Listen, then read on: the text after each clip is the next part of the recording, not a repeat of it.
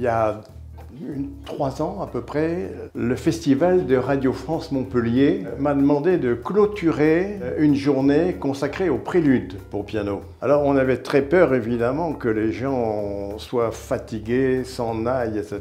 Or, ça a été un grand succès d'écoute. C'est là que Éric Rouillet a eu l'idée de me faire enregistrer d'abord le deuxième livre, et puis devant le succès du deuxième livre, le premier livre qui est sorti cette année. J'ai fait tout un travail de remise à zéro, si vous voulez, des textes. Ça m'a pris 1 an. Pendant 1 an, en découpant en 4 trimestres le recueil, j'ai complètement revu les phrasés, les doigtés, les articulations, enfin tout pour essayer de faire quelque chose de naturel et d'oublier un peu toutes les idées reçues sur Bach.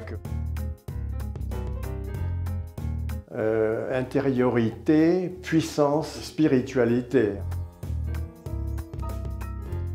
Ah ben je fais beaucoup de choses parce que en fait j'avais, si vous voulez, j'avais 3 métiers en fait, parce que j'étais 4 métiers, parce que j'étais pianiste concertiste, organiste, titulaire d'une grande tribune, professeur au Conservatoire de Paris, puis au Conservatoire de Genève, puis les enregistrements, naturellement. Donc, ça faisait une vie très occupée, et puis j'espère que ce n'est pas fini, voilà.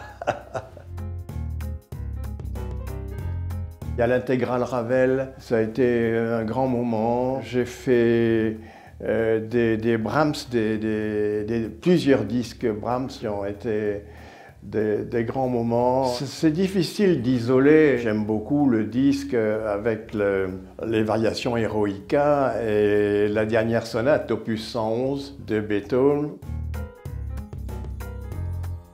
Il y a un disque qui est fait depuis 2 ans. J'aimerais beaucoup qu'il finisse par sortir. Donc ça serait un 3e disque Beethoven avec 3 sonates, les 2 sonates opus 27 et puis la tempête, opus 31 numéro 2.